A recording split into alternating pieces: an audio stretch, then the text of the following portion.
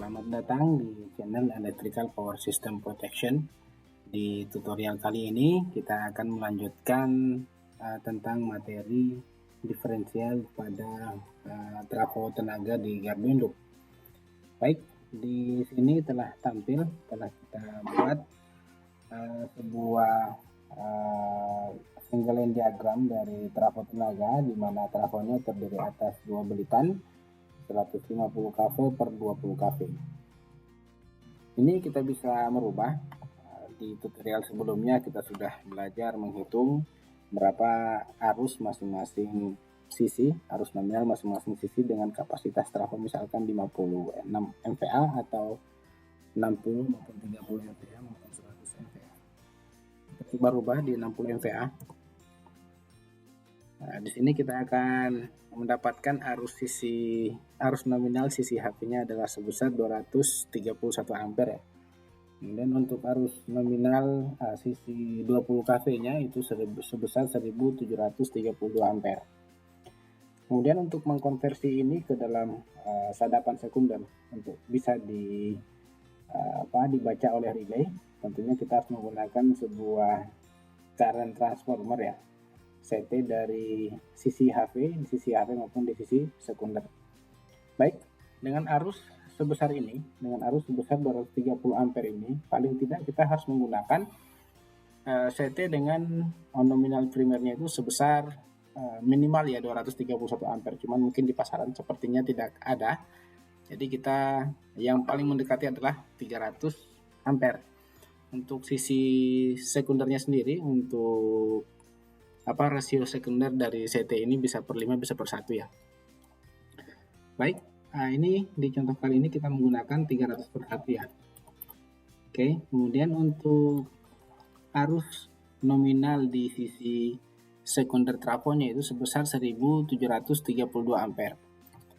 Dari arus 1700 ini mungkin kita minimal menggunakan CT dengan besar 1732 ampere di sisi primernya ya. Untuk rasio sekunder ini nanti bisa per 5 atau per 1. Kemudian di pasaran kita banyak menemukan mungkin karena 1732 ini jarang ada ya, atau bahkan mungkin kita belum pernah ketemu untuk rasio sebesar ini. Jadi kita menggunakan rasio 2000 per 5 atau per 1 ini bisa dipilih. Kemudian sesuai dengan gambar ini, single line diagram ini, kita dari sisi HV itu kita menggunakan CT di sisi 150 kV itu kita menggunakan rasio 300 per 1 ya. Kemudian kita menggunakan di sisi sekunder itu 2000 per 5. Kemudian karena ini arusnya adalah sekundernya per 1, maka pada saat nilai ini 60 MVA, pada saat penggunaan trafo ini mencapai 100% dari daya maksimumnya itu 60 MVA, 100%-nya 60 MVA, maka arus yang mengalir di sini itu sebesar 230 ampere. Maka dengan 230 ampere ini sekundernya itu nggak sampai 1 harusnya, karena di sini maksimum primernya adalah 300 ampere. Sehingga pada saat beban 100% di sini cuma 0,77 ampere. Demikian pula untuk di sisi sekunder trafo ya. Ini di sekunder trafo sisi 20 kV itu sebelum masuk ke busbar itu nanti kita akan menempatkan CT ini yang kemudian menjadi tempat pengukurannya. CT-nya kemudian kita tarik ke relay.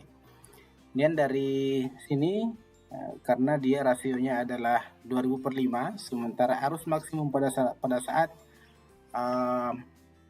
ini maksimum 60 MVA itu adalah 1732 ampere, maka di sini maksimum adalah 4,33 ampere untuk di sisi sekunder CT yang kemudian kita sadap atau kita masukkan ke relay.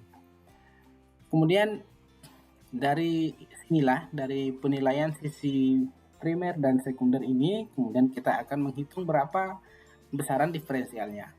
Oke, perlu teman-teman ketahui karena di trafo ini berbeda dengan line current diferensial di transmisi ya. pada dasarnya hampir sama untuk rasio CT-nya karena level tegangannya sama.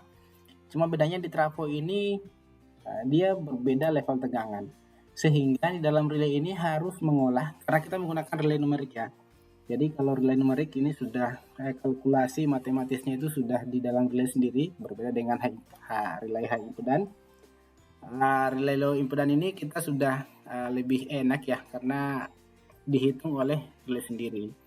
Sehingga dari sini karena ini masih posisi stabil, posisi transfernya itu ke depan, jadi sesuai dengan kaidah pemasangan CT ya, P1 P2 nya mengarah kemana, maka arusnya akan mengalir dari S1 ke S2. Baik, kemudian kita akan menghitung diferensialnya. Dari simulasi ini kita bisa melihat ya, ini beban 100%. 100% ini di sini titiknya 1 PU ya, biasnya 1 PU. Jadi bias itu adalah berapa bebannya ya. Kalau kita turunkan beban trafo ini misalkan di 30 MVA, maka ini harusnya di 0,5 PU atau 50%. Dari karakteristik ini, di materi-materi sebelumnya kita sudah belajar membuat karakteristik relay diferensial ya. Jadi kita bisa melihat karakteristik relay diferensial itu sebenarnya membatasi, kita bisa melihat batas di mana stabilnya relay tersebut. Kalau kita turunkan nominalnya beban, misalkan bebannya penggunaannya baru 50%, sebenarnya karakteristik relay diferensialnya itu ada di atau titik ininya, titik sama biasnya ya, bias untuk sumbu kartesiusnya ini kita bisa melihat di mana biasnya atau bebannya, restrainnya, atau kalau di diferensial itu ada disebut restrain ya. Restrainnya berapa, diferensialnya berapa. Kalau dilihat dari karakteristik ini, kita bisa melihat ini restrainnya atau biasnya itu atau bebannya itu di 100% atau 1 PU. Nah, diferensialnya 0. Kita bisa lihat dari sini ya, biasnya 0, 1 PU. Kalau kita turunkan bebannya, beban trafo ini kita turunkan.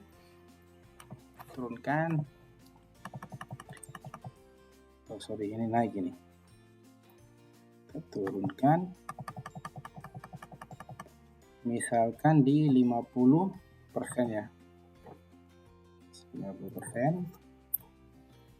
Oke, 50% beban karakteristiknya itu ada di sini ya, di bawah karakteristik yang sudah kita gambarkan. Jadi untuk membaca cara membaca karakteristik yang kita sudah gambarkan ini adalah semua titik yang terbaca di bawah garis ini, kurva ini, itu adalah daerah stabilnya. Namun pada saat titik warna merah ini berada di atas garis karakteristik ini, maka disitulah dia harus kerja atau trip, karena pada saat itu posisi sudah tidak stabil atau diferensialnya harusnya sudah muncul. Baik, kita coba lihat simulasikan di arus beban maksimum di gangguan, misalkan arusnya itu sampai dengan 2 atau 3 kali arus nominalnya ya, atau 3 kali dari bebannya ya, beban MVA-nya. Kita coba 300%.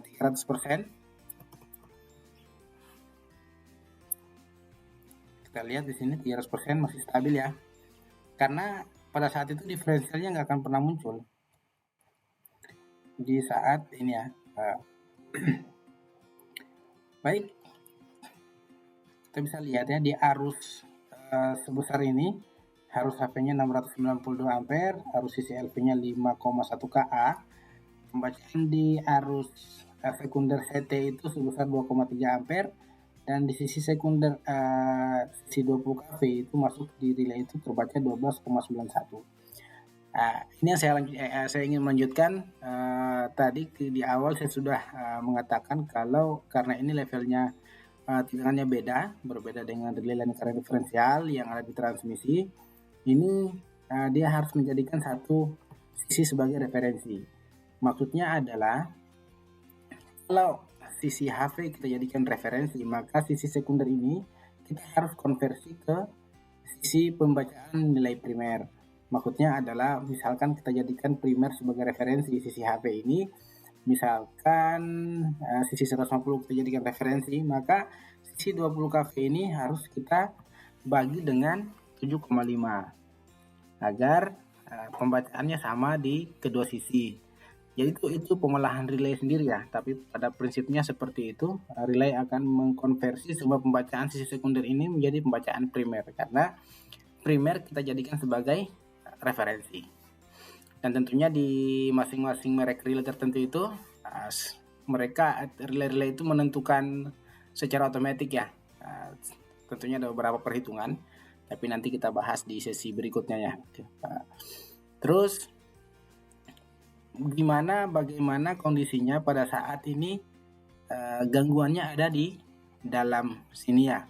Kita tahu sendiri di perhitungan diferensial itu pada saat gangguannya di dalam CT pengapit ini harusnya itu akan diferensialnya itu akan menjadi 2 kali dari arus biasnya. Jadi kalau misalkan biasnya ini adalah 300% atau 3 PU, maka harusnya diffnya itu ada di 6.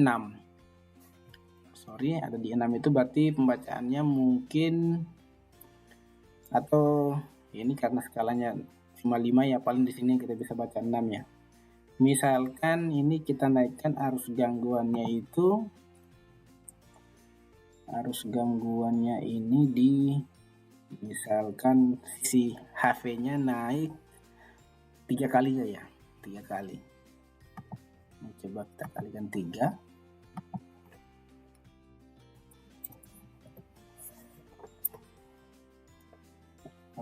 Ini diff-nya cuman di 2. Diff-nya 2, biasnya 2. Biasnya diferensialnya 2, biasnya 2.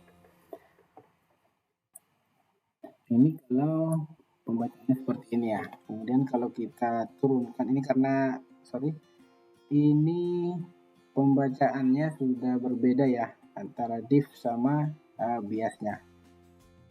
Jadi titik inilah yang kemudian membuat relay diferensial itu akan bekerja. Tentunya ini hanyalah simulasi, cuma pada dasarnya prinsip kerjanya seperti ini. Jadi pada saat pembacaan sisi HV dan sisi LV ini sebenarnya sudah tidak seimbang antara HV dan LV-nya, ya itu adalah lokasi atau titik dia harus bekerja mentripkan PMT di sisi HV dan sisi LV. Sisi dari busbar 150 kV dan sisi PMT busbar di 20 kV-nya. Mungkin polanya seperti itu ya. Baik, kita kembalikan ya. Kita kembalikan yang ini. Oke. Mungkin demikian yang bisa kita sampaikan untuk simulasi karakteristik relay diferensial. Karena sebelumnya kita sudah pernah belajar membuat kurva karakteristik garis ini ya. Hanya saja kita belum pernah menjelaskan bagaimana sebenarnya prinsip kerja dari pembacaan kurva karakteristik diferensial ini. Oke, ini saya coba simulasikan kembali. Ini adalah settingan diferensialnya. Settingan diferensial ini 25% atau 0,25 per unit. 0,25 PU ini pembacanya di sini kalau kita buatnya di misalkan 50% atau 0,5 PU, maka garis ini akan naik di 0,5 ini. Kita lihat.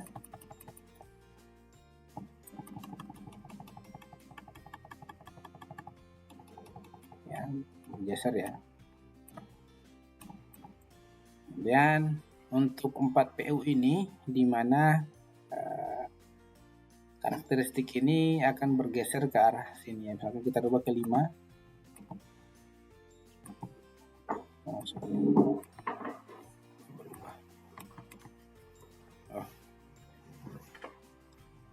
Ini berubah ini. Ya, kurang lebih seperti itulah ininya untuk cara kerja dari kurva karakteristik ini. Ini mewakili relay diferensial.